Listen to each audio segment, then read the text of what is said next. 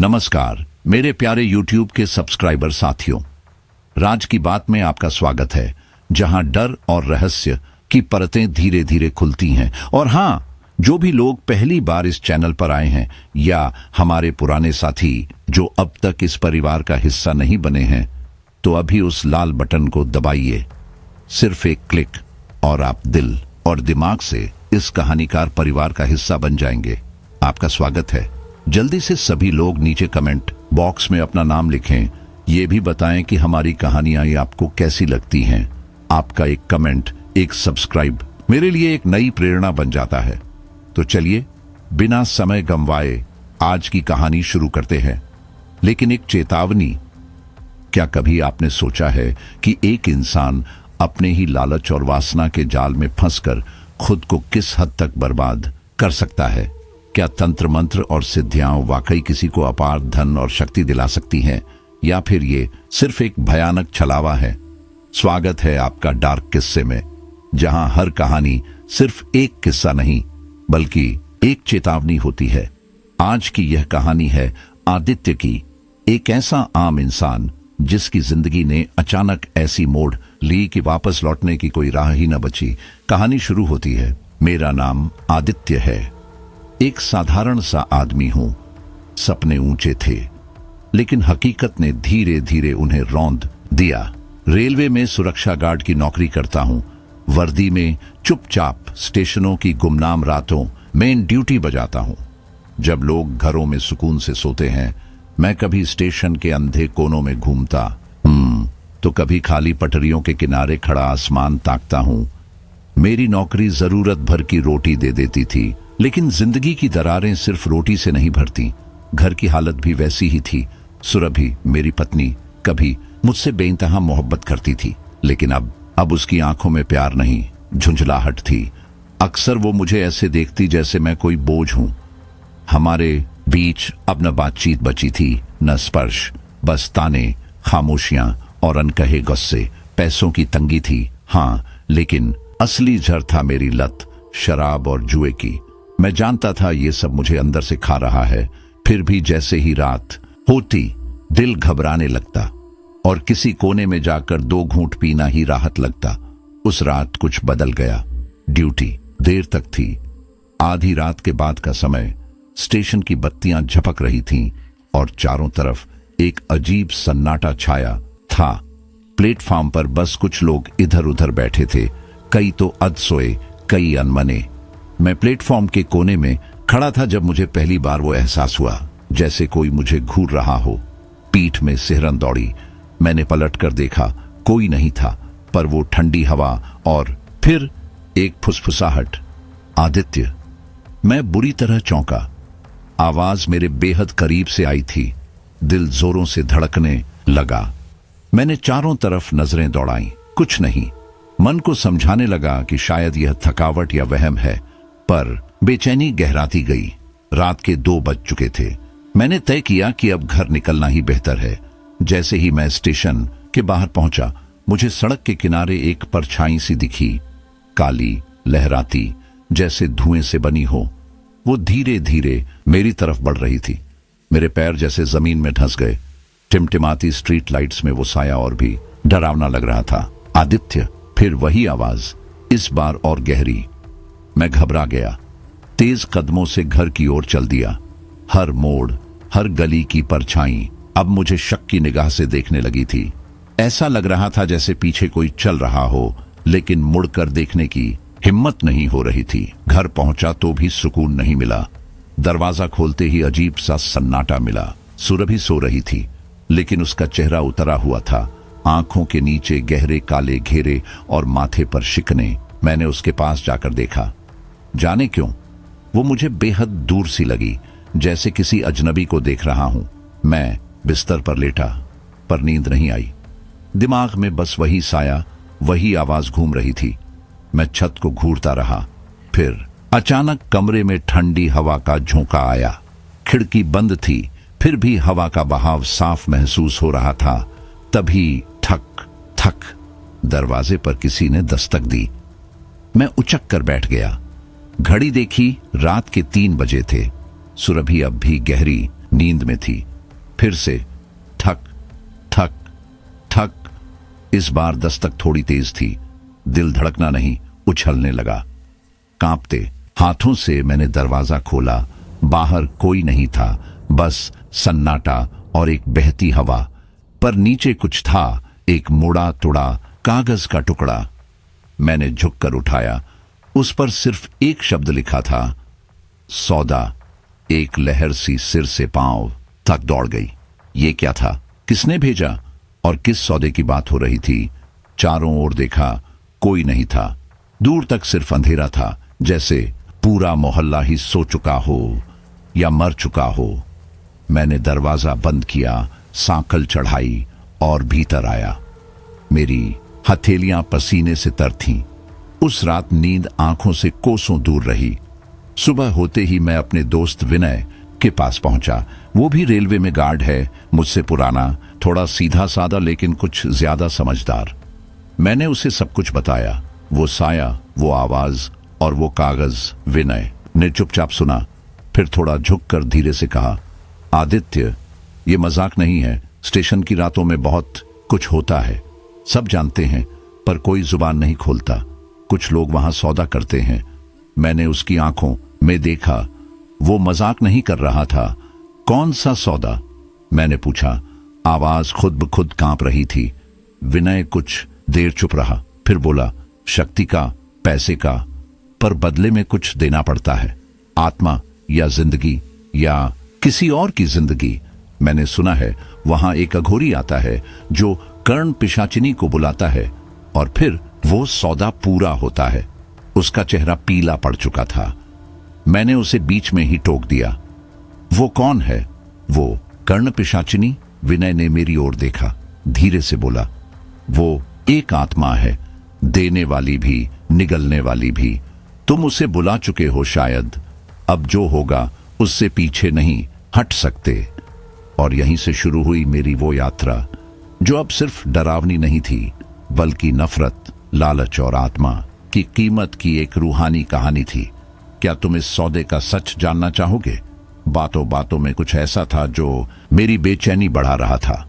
रवि की आंखों में चमक, उसका बदला हुआ अंदाज, सब कुछ जैसे किसी और ही दुनिया का हिस्सा लग रहा था। मैं खुद से पूछ रहा था, क्या ये सच है? क्या वाकई कुछ ऐसा होने वाला है जो मेरी जिंदगी को पूरी तरह बदल देगा, या फिर कोई अनजाना खतरा मेरा इंतजार कर रहा है? लेकिन उस वक्त मेरे भीतर कुछ और भी चल रहा था, एक लालसा। अगर ये सच था और इससे मैं अमीर बन सकता था, तो क्या मुझे ये मौका गंवाना चाहिए? मेरी किस्मत हमेशा मेरे खिलाफ रही थी। शायद यही उसका तरीका था अपना कर्ज चुकाने का। मैं तब अपने जीवन के सबसे अंधेरे दौर से गुजर रहा था। हर दिन कर्ज का बोझ, घर की कलह और भीतर उभरती निराशा मुझे अंदर से खा रही थी। कोई उम्मीद बाकी नहीं बची थी। फिर एक रात सब कुछ बदल गया। मैं अपनी रेलवे ड्यूटी खत्म करके थके कदमों से घर लौट रहा था। उस सुनसान रास्ते पर अचानक एक जाना पहचाना चेहरा सामने आया। रवि, वही रवि जो कभी मेरा सबसे करीबी दोस्त हुआ करता था, लेकिन बीते कुछ सालों से गायब था। तू? मैंने आश्चर्य से कहा। रवि मुस्कुराया। वो पहले से कहीं अलग लग रहा था। उसकी आंखों में अजीब सी चमक थी, चेहरा बेहद शांत, जैसे दुनिया के तमाम झंझावात उससे टकरा कर लौट गए हों। कैसा चल रहा है तेरा जीवन आदित्य? उसने पूछा। मैंने सिर हिलाया, थकी मुस्कान के साथ, लेकिन मेरी आंखों में दर्द छिपा था। जैसा तू सोच सकता है, बस जी रहा हूं किसी तरह। हर दिन जद्दोजहद है। रवि मेरी आंखों में गहराई से झांकता रहा, फिर धीमे से बोला, अगर मैं तुझसे कहूं कि तेरी सारी परेशानियां खत्म हो सकती हैं, अगर कहूं कि तू अपार धन और शक्ति पा सकता है? मैं हंस पड़ा, कड़वाहट भरी मुस्कान के साथ। तूने कौन सा खजाना लूट लिया है? खजाना नहीं, वह बोला। उसकी आवाज में रहस्य था। एक साधना। मैं सिहर उठा। कैसी साधना? रवि करीब आया। उसकी आवाज फुसफुसाहट में बदल गई। एक अघोरी है, भैरवनाथ। लोग उसे गलत समझते हैं, लेकिन जो उसके बताए रास्ते पर चले, वो कभी गरीब नहीं रहता। मैं भी उसी की मदद से यहां तक पहुंचा हूं। मैंने ध्यान से देखा। रवि सचमुच बदल गया था। कभी मेरे जैसा ही गरीब इंसान अब महंगे कपड़े पहने चमचमाती गाड़ी में घूमता था। उसके चेहरे पर आत्मविश्वास था जो पहले कभी नहीं था। इसकी कीमत क्या है? मैंने संदेह से पूछा। हर चीज की कीमत होती है दोस्त, लेकिन ये तेरे लिए भारी नहीं होगी। बस 2 नियम मानने होंगे। मैंने गहरी सांस ली। इन बातों पर यकीन करना आसान नहीं था, लेकिन मेरी हालत ऐसी थी कि कोई भी उम्मीद, इवन अगर वो डरावनी ही क्यों ना हो, मुझे किसी दरवाजे की तरह लग रही थी जो इस अंधेरे से बाहर निकलने की ओर खुलता है। रवि मुझे शहर से दूर एक सुनसान जगह पर ले गया। जंगल के पास का उजाड़ इलाका, चारों ओर सूखे पेड़, झाड़ियां और एक भारी सन्नाटा। वहां एक टूटी फूटी झोपड़ी थी जिसके सामने एक बड़ा हवन कुंड जल रहा था। आग की लपटें नीले और लाल रंग में बदलती जा रही थीं, जैसे कोई और ही दुनिया वहां सांस ले रही हो। झोपड़ी के बाहर एक काले वस्त्र पहने व्यक्ति बैठा था, अघोरी भैरवनाथ। उसकी आंखें कोयले जैसी काली थीं और पूरा शरीर राख से ढका हुआ था। गले में नरमुंडों की माला थी, हाथ में त्रिशूल। तो तू है वो मूर्ख जो अमीर बनना चाहता है? भैरवनाथ की आवाज गहरी और खुरदरी थी। मैंने सिर झुका लिया। हां, मैं कुछ भी करने को तैयार हूं। धन मुफ्त में नहीं मिलता, उसने कहा। इसके लिए साधना करनी होगी। कैसी साधना? मैंने कांपती आवाज में पूछा। भैरवनाथ की मुस्कान डरावनी थी। कर्ण पिशाचिनी की सिद्धि। यह साधना कठिन है, लेकिन अगर सफल हो गया तो तू लोगों के मन पढ़ सकेगा, जान सकेगा कि कहां धन छुपा है, कौन तुझे धोखा दे रहा है और कैसे तू अमीर बन सकता है। लेकिन असफल हुआ तो ये तुझे निगल जाएगी। मेरे होंठ सूख गए। मुझे क्या करना होगा? सिर्फ 2 नियम मानने होंगे। पहला, जब तक सिद्धि पूरी न हो जाए किसी स्त्री के साथ शारीरिक संबंध नहीं रखेगा। दूसरा, किसी भी धार्मिक स्थान में प्रवेश नहीं करेगा। मैंने सोचा, ये तो आसान है। सुरभि से मेरा रिश्ता पहले ही टूट चुका था और धर्म से मेरा कोई खास वास्ता नहीं था। ठीक है, मैंने कहा। भैरवनाथ ने मुझे एक काला धागा दिया। इसे कलाई पर बांध ले और याद रख, अगर किसी भी नियम का उल्लंघन किया तो तेरे प्राण संकट में पड़ जाएंगे। उस वक्त मैंने इन बातों को गंभीरता से नहीं लिया। मुझे नहीं पता था कि ये मेरे जीवन की सबसे डरावनी परीक्षा की शुरुआत थी। मैंने साधना शुरू कर दी। हर रात ड्यूटी के बाद खुद को एक कमरे में बंद कर लेता, दीपक जलाता और वही मंत्र जपता जो भैरवनाथ ने सिखाया था। शुरू में ये सब अजीब लगता था, एक अंधेरे कमरे में बैठकर किसी अनजानी शक्ति को बुलाना, लेकिन मेरे पास कोई और रास्ता नहीं था। पहले कुछ रातें यूं ही बीती, मंत्र, ध्यान, चुप्पी, कोई हलचल नहीं। फिर धीरे धीरे बदलाव आने लगे। रात के सन्नाटे में मुझे फुसफुसाहटें सुनाई देने लगीं, जैसे कोई स्त्री मेरे कानों में कुछ कह रही हो। शब्द साफ नहीं थे, लेकिन उनकी आवाज में एक खिंचाव था, ऐसा कि मेरे रोंगटे खड़े हो जाते। कभी लगता जैसे कोई मेरी पीठ के पीछे खड़ा है, लेकिन जब मुड़कर देखता वहां कोई नहीं होता। एक रात मैं रेलवे स्टेशन पर ड्यूटी कर रहा था। स्टेशन लगभग खाली था। तभी मेरे कानों में वही फुसफुसाहट गूंजी। इस बार शब्द स्पष्ट थे, सामने वाली औरत की चेन चोरी हो चुकी है, चोर उसकी बाईं जेब में है। मैं चौंका। आवाज सच में मेरे कानों में गूंजी थी। यह कैसे हो सकता है? मन ने कहा। यह भ्रम है, लेकिन दिल को यकीन था कि यह कुछ और है। और यहीं से शुरू हुआ उस पिशाचिनी का खेल, जिसका अंत मुझे खुद नहीं पता था। भीड़ से उठती आवाजें मेरे कानों में गूंज रही थीं, लेकिन मेरा ध्यान किसी और तरफ था। मुझे ऐसा लग रहा था जैसे कुछ घटने वाला है, कोई अनजानी घबराहट, जैसे किसी ने पहले से कान में फुसफुसा दिया हो कि सतर्क रहो। तभी एक तीखी चीख भीड़ को चीरती हुई आई। मेरी चेन चोरी हो गई। मैंने पलट कर देखा। एक अधेड़ उम्र की महिला थी, चेहरा घबराया हुआ, आंखें चौंधियाई सी। मेरे भीतर कुछ कांप उठा। क्या मैंने ये पहले ही सुन लिया था? कुछ क्षण पहले एक अस्पष्ट सी आवाज मेरे कानों में गूंजी थी, भाई जेब में देखो। हृदय जैसे एक पल को थम गया। मैंने चारों ओर नजर दौड़ाई और भीड़ में उस आदमी पर मेरी निगाह ठहर गई जिसकी चाल में कुछ अस्वाभाविक था। उसकी आंखें चुराती थीं, चेहरा पसीने से भीगा था। मेरी धड़कनें तेज हो गईं। मैंने झिझकते हुए उसकी ओर कदम बढ़ाए और उसकी बाजू पकड़ ली। रुको, मैंने कड़े स्वर में कहा, तुम्हारी बाईं जेब चेक करनी होगी। सुरक्षा कर्मियों को इशारा किया और उन्होंने फौरन उसे पकड़ा। जेब टटोली गई और वही चेन उसमें से निकली। मेरी सांसें तेज हो गईं, हाथों में झुंझुनाहट सी होने लगी। क्या यह वही साधना थी जिसका असर अब दिखने लगा था? उस रात जब मैं घर लौटा तो भीतर एक अजीब सा आत्मविश्वास भर गया था। दर्पण में खुद को देखा, आंखों में चमक थी, एक आत्मविश्वास जो पहले कभी नहीं था। मैं जान चुका था कि मैं कुछ अलहदा कर रहा हूं और वह सच में काम कर रहा था। मैं बिस्तर पर लेटा ही था कि तभी कमरे की खामोशी चीरती एक धीमी हंसी सुनाई दी। वह हंसी जैसे कोई औरत बहुत करीब खड़ी हो और हल्के स्वर में हंस रही हो। मैं झटके से उठ बैठा। कमरे में घना अंधेरा पसरा था।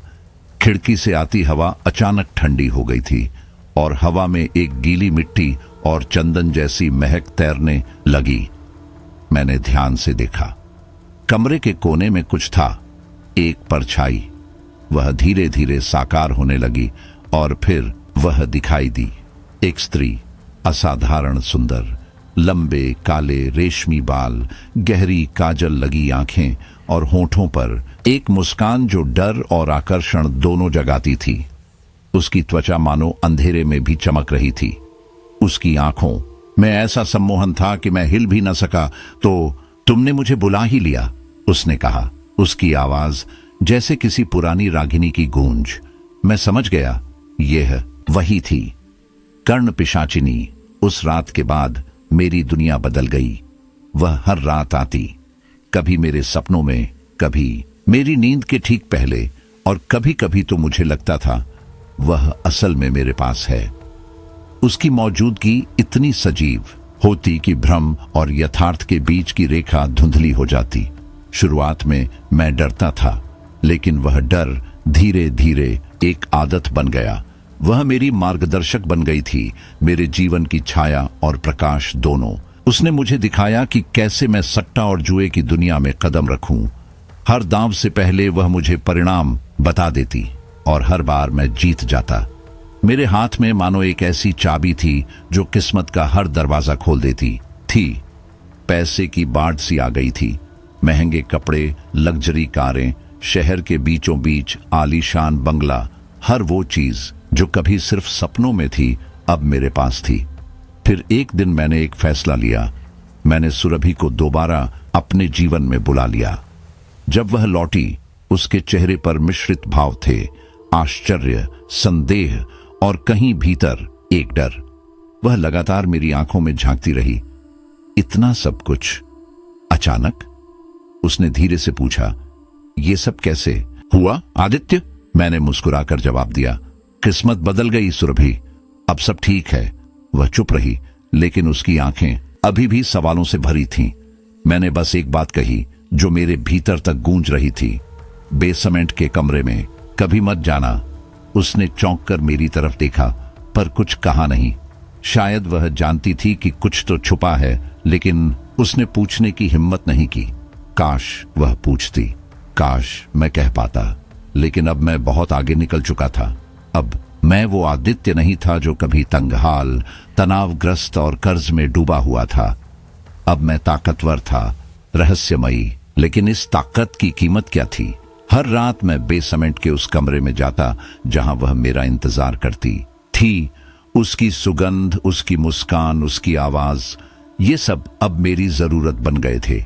लेकिन साथ ही सुरभि मुझसे दूर होती जा रही थी। आदित्य, उसने एक रात कहा, तुम बदल गए हो। तुम्हारे चेहरे पर एक थकावट रहती है।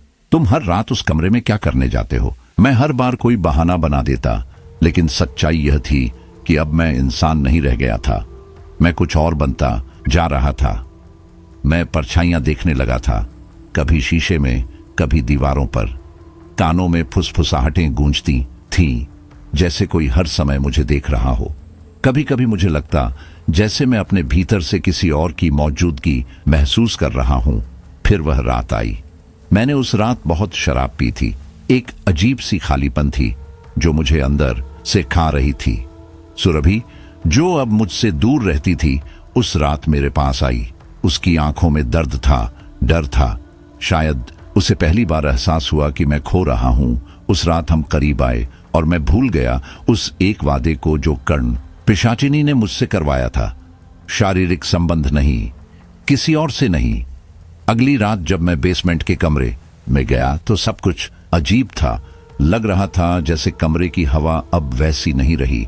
जो पहले ठंडी और हल्की सी सुगंध से भरी थी, वह अब भारी हो चली थी, गाढ़ी सड़ी गंध लिए हुए। दीवारें जो कभी शांतिपूर्ण लगती थीं, अब अंधेरे में घुलती जा रही थीं, जैसे किसी अनजाने डर को समेटे हों। उस घुप सन्नाटे में एक बेचैनी थी, एक घुटन जो सांस लेने से रोकती थी। और फिर वह सामने आई, पर यह वो नहीं थी जिसे मैं जानता था। उसका चेहरा कभी मोहक और शांत, अब किसी और ही जीव का था। उसके लंबे घने बाल उलझे और बिखरे हुए थे।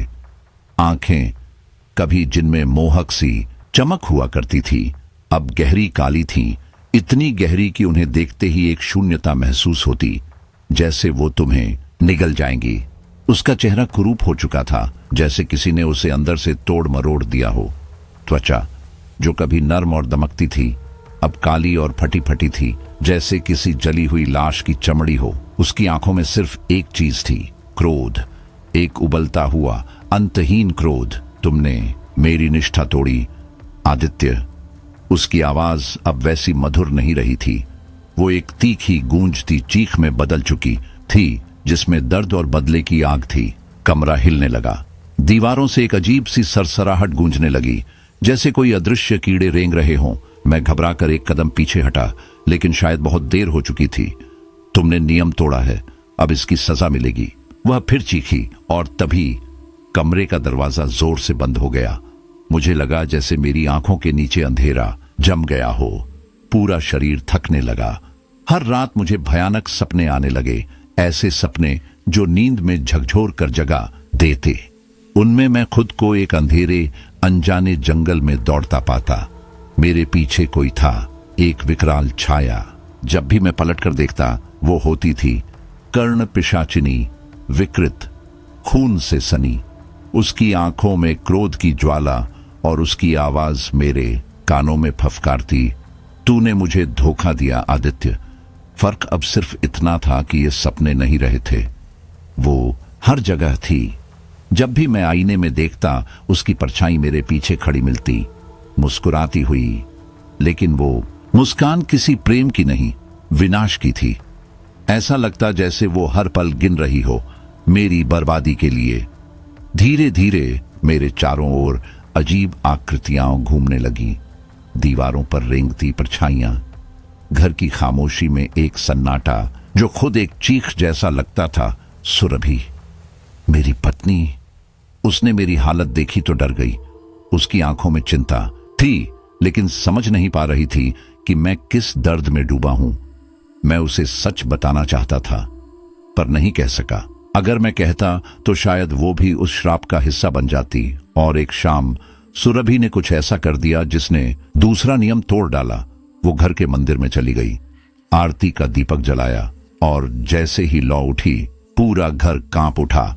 खिड़कियां धड़धड़ाने लगीं, बिजली बार बार चमकने लगी, और फिर एक चीख, कर्ण पिशाचिनी की चीख, पूरे घर में गूंज उठी। मैं भागा, कमरे में बंद हो गया, लेकिन सब व्यर्थ था। पहला दिन मैंने खुद को कमरे में बंद कर लिया, लेकिन अब अकेला नहीं था। दीवारों से आवाजें आने लगीं, फुसफुसाहट, जैसे कोई मेरे कानों में सांस ले रहा हो। कभी कभी तो ऐसा लगता जैसे कोई मेरे सीने पर बैठा है, मेरी सांसें रोकने के लिए। दूसरा दिन शरीर जवाब देने लगा। थकावट इस हद तक पहुंच गई थी कि उठना भी भारी लगने लगा। खाने पीने की जरूरत खत्म हो चुकी थी। आत्मा जैसे शरीर से अलग हो रही थी, धीरे धीरे। तीसरा दिन मैं अब खुद को एक जिंदा लाश समझने लगा था। हड्डियां चटखने लगी थीं, कानों से काला गाढ़ा तरल बहने लगा था और कभी कभी कोई अनदेखी शक्ति मुझे जमीन पर पटक देती। पसलियां दर्द से ऐंठ जाती। चौथा दिन मैं इंसान नहीं था, बस एक तड़पती हुई आत्मा था जो मर भी नहीं सकती थी। कमरे में अजीब आकृतियां थीं, कुछ के हाथ जमीन तक लटकते थे, कुछ के चेहरे लटकते हुए और कुछ के मुंह से काला खून टपकता। पांचवा दिन रात मेरी चीखें पूरे घर में गूंज रही थीं। सुरभि कमरे के बाहर रो रही थी, मुझसे दरवाजा खोलने की भीख मांग रही थी, लेकिन अब मैं कुछ नहीं कर सकता था। फिर अचानक सब शांत हो गया। जब सुरभि ने दरवाजा तोड़ा, जो उसने देखा उसने शायद हमेशा के लिए उसका होश छीन लिया। मैं जमीन पर पड़ा था, नग्न, बेबस, शरीर पर गहरे घाव, कानों से काले खून की धार। आंखें खुली थीं जैसे मैं मौत को देख चुका था। पर सबसे डरावना दृश्य था, मेरा जन्नांग मेरे शरीर से अलग पड़ा था। कर्ण पिशाचिनी ने अपना अंतिम बदला ले लिया था। मेरा अंत हो गया था, लेकिन मेरी यातना खत्म नहीं हुई थी। मौत ने मुझे मुक्ति नहीं दी, बल्कि मुझे एक नए और भी भयानक अस्तित्व में धकेल दिया। जब मेरी आत्मा ने शरीर छोड़ा, मुझे एहसास हुआ मैं अब भी इस दुनिया में हूं। देख सकता था, सुन सकता था, महसूस कर सकता था, पर खुद को छू नहीं सकता था। मैं अब बस एक परछाई था, कर्ण पिशाचिनी का नया गुलाम। बेसमेंट का वह कमरा जहां मैं कभी साधना करता था, अब मेरी कैदगाह बन चुका था। वो मेरे सामने खड़ी थी, इस बार पहले से भी ज्यादा विकराल। उसका चेहरा विकृत, आंखें सिर्फ अंधकार से भरी और लंबे नाखून मेरे मृत शरीर पर चल रहे थे, जैसे वह अपने नए खिलौने को परख रही हो। अब तेरा शरीर भले ही मिट गया हो आदित्य, पर तू मुझसे कभी नहीं बच पाएगा। तेरा नाम, तेरी आत्मा, सब कुछ अब मेरा है।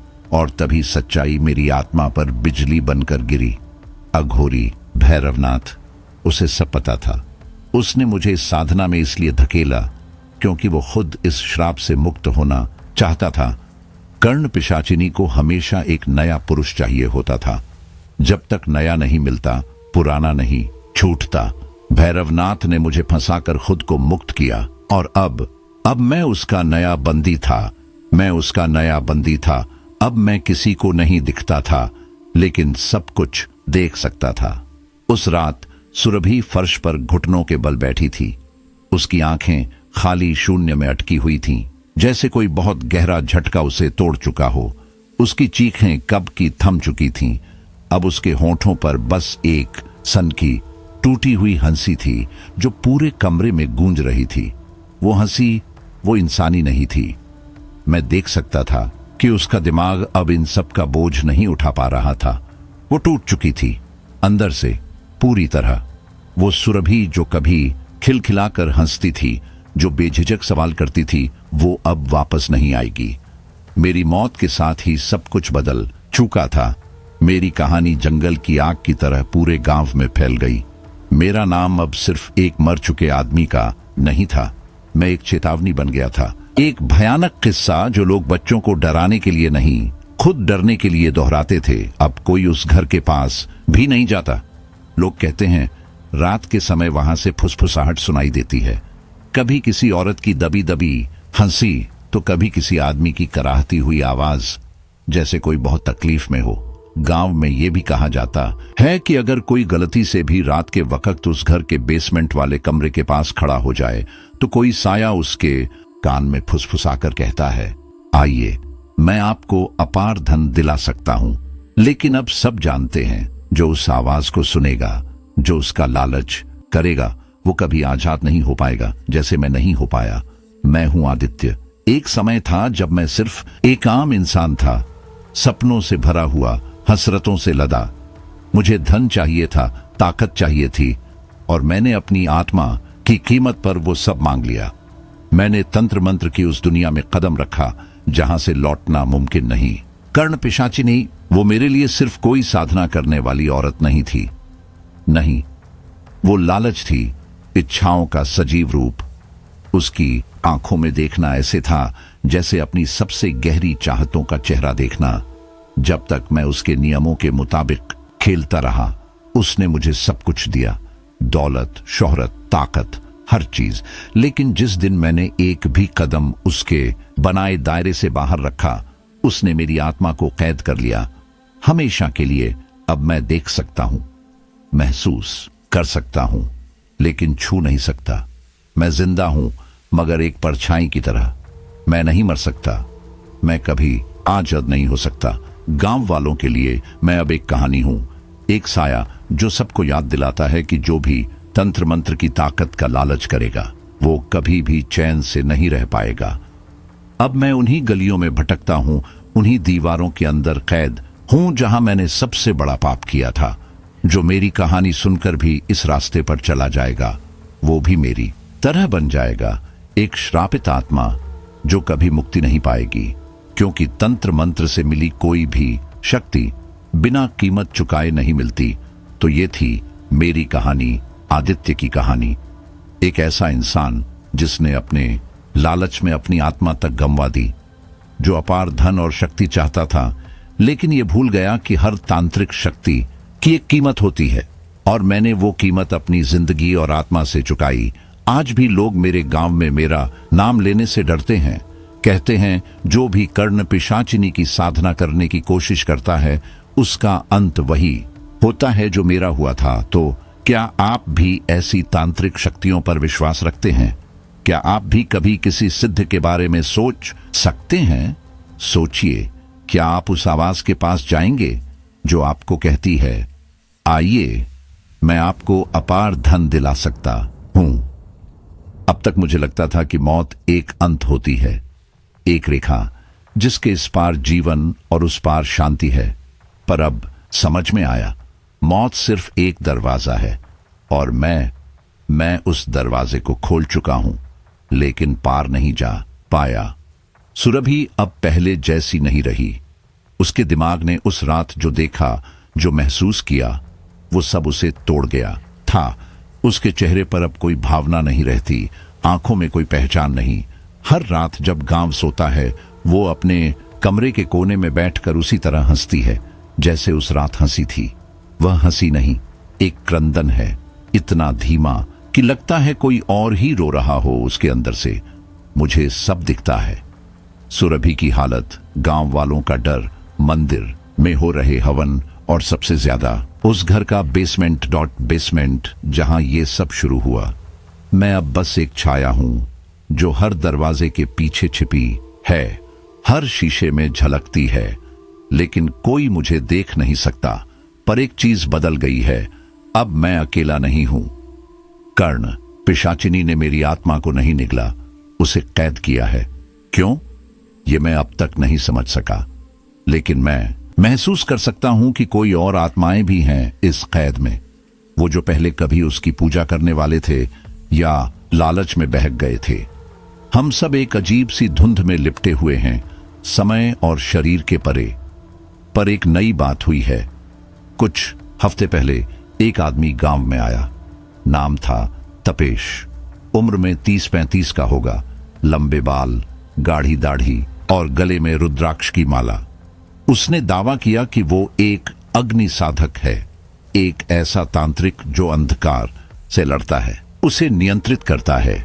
गांव वालों ने पहले तो उसे नजरअंदाज किया, लेकिन जब उसने सुरभि को बिना छुए शांत कर दिया, उसके सिर पर हाथ फेरते ही वो बेहोश होकर सो गई, तो लोगों ने यकीन करना शुरू किया, ये घर एक वर्तमान श्मशान बन चुका है।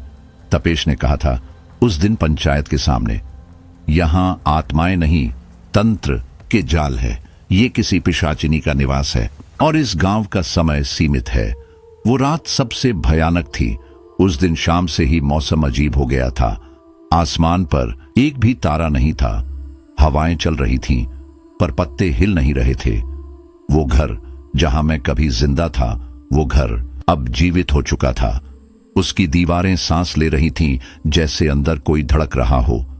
तपेश उस रात अकेले उस घर के अंदर गया। उसके हाथ में एक लोहे की त्रिशूल थी, जिसके सिरे पर कुछ जला हुआ तांत्रिक धागा बंधा था। गांव के कुछ लोग दूर से देख रहे थे और मैं उसके साथ चल पड़ा।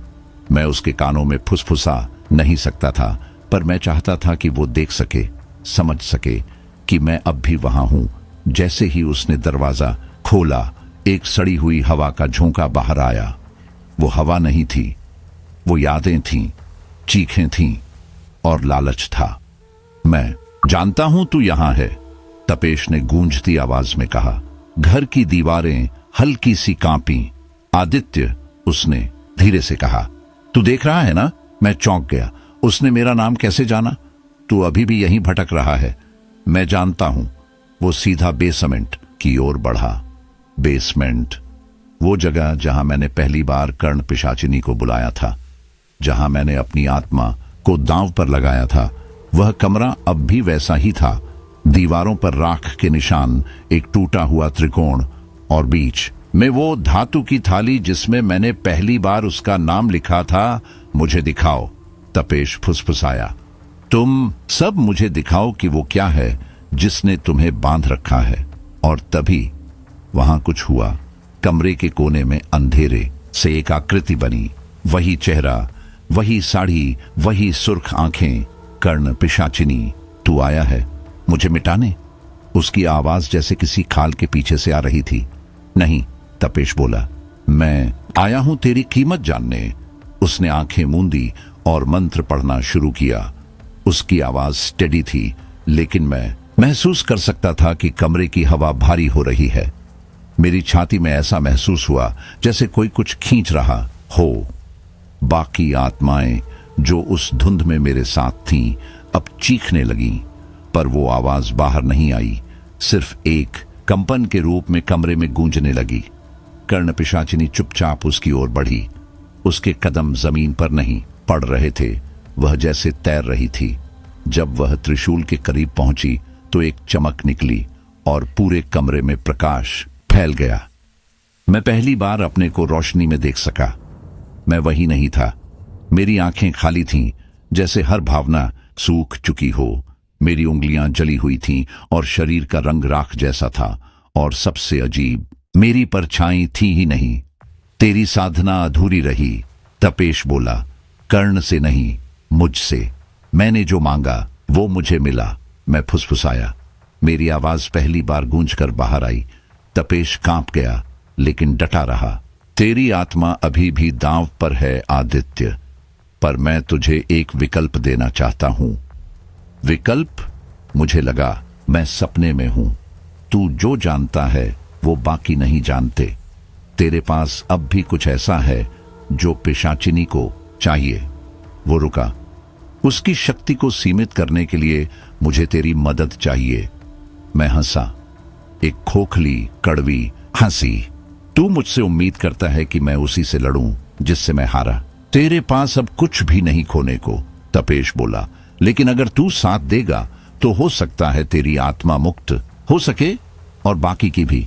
मैं चुप रहा। कमरे में एक अजीब सन्नाटा फैल गया था। कर्ण पिशाचिनी अब पूरी तरह स्पष्ट थी। उसके चेहरे पर न तो क्रोध था, न हंसी, बस इंतजार। क्या तू तैयार है, आदित्य? तपेश ने पूछा। मैंने देखा, उसकी आंखों में डर नहीं था, पर यह भी स्पष्ट था कि अगर मैंने मना किया तो सब कुछ खत्म हो जाएगा। गांव, सुरभि, तपेश और शायद जो बची हुई आत्माएं थीं, वो भी। मैंने सिर झुकाया। मैं तैयार हूं। लेकिन जैसे ही मैंने वो शब्द कहे, कुछ बदल गया। कर्ण पिशाचिनी हंसी। उसकी हंसी कांच जैसी थी, नुकीली, चुभती हुई। अब खेल शुरू हुआ है, उसने कहा। तू समझता है तूने मुझे हरा दिया? नहीं, तू बस मेरे अगले जाल में आ गया है। बेसमेंट की दीवारें कांपने लगीं। तपेश पीछे हट गया और त्रिशूल को जमीन में गाड़ दिया। रक्षा चक्र बनाओ, उसने कहा। अचानक जमीन पर लकीरें उभर आईं, जैसे आग से बनी हों। मैं अब एक बार फिर अपने अंदर कुछ महसूस कर रहा था। इच्छा बचने की, लड़ने की। तभी दीवार पर दरार पड़ी। नहीं, वो दीवार नहीं थी, वो आकाशगंगा थी। एक दरवाजा जो किसी और आयाम की ओर खुलता था। ये क्या है?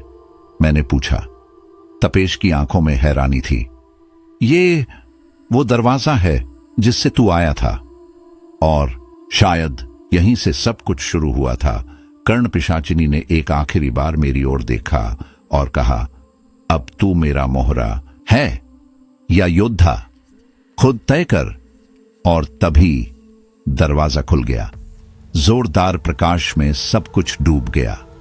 कमरा, तपेश, मैं, और एक आवाज गूंजी, यह अभी अंत नहीं, यह तो सिर्फ शुरुआत है। श्रापित आत्मा भाग 2। तांत्रिक चक्र, तू बच गया, पर अब तुझे चुनना होगा। कर्ण पिशाचिनी की वह आवाज अब तक मेरे कानों में गूंज रही थी। उसकी आंखों में सिर्फ अंधकार नहीं था, वहां एक अनंत भूख थी, जैसे ब्रह्मांड की गहराई में तैरती कोई चेतना मुझे निगलना चाहती हो। मैं आदित्य अब एक जीवित मनुष्य नहीं था, मैं एक आत्मा था, पर अधूरी। मेरी देह छूट चुकी थी, लेकिन मेरा अहंकार, मेरा भय, मेरा लालच, सब कुछ जीवित था। तू 3 चक्रों से गुजरेगा, कर्ण ने कहा। पुरुषार्थ, तप और त्याग। हर चक्र में तुझे अपनी आत्मा का एक अंश देना होगा, और हर चक्र में तुझसे एक सवाल पूछा जाएगा। मैंने कुछ कहने की कोशिश की, पर मेरी आवाज मेरे गले में ही घुट गई। पहला चक्र शुरू हो चुका है, तपेश ने कहा। वो अब वैसा नहीं रहा था। उसकी आंखें खाली थीं, उसका चेहरा भावहीन, चारों ओर घना अंधकार था। लेकिन धीरे धीरे एक दृश्य उभरने लगा। मैं एक छोटे से कमरे में था, लकड़ी के फर्श, पुराने दीवान और एक आईना जो दीवार पर टंगा था। आईने में मेरा अतीत दिखा, कॉलेज का आदित्य, हंसता हुआ, महत्वाकांक्षी, तेज तर्रार।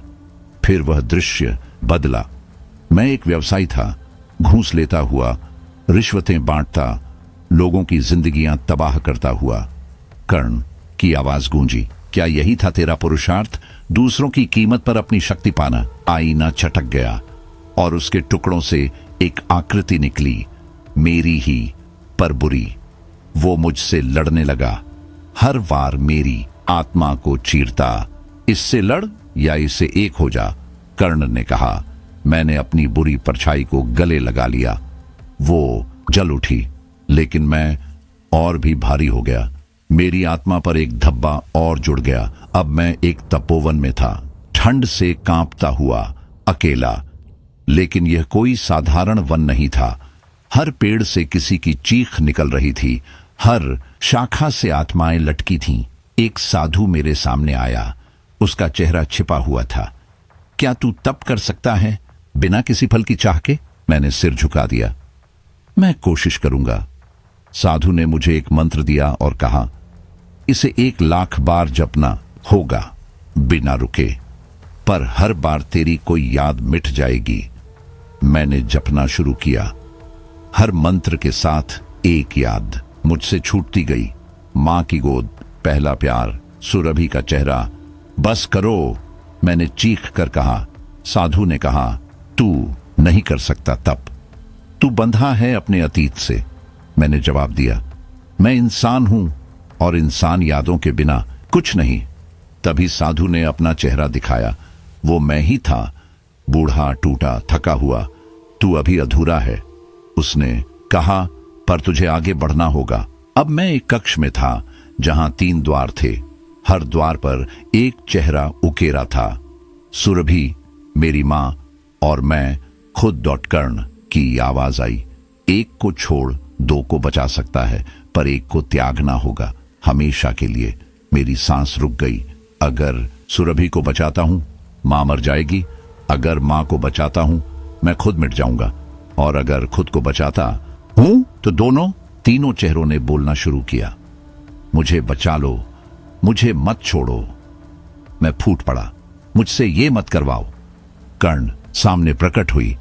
शक्ति मुफ्त में नहीं आती आदित्य। मैंने वो द्वार खोला जिस पर मेरा चेहरा था। मैंने खुद को त्याग दिया और तभी मैं फिर वहीं था जहां कहानी शुरू हुई थी, उस तहखाने में।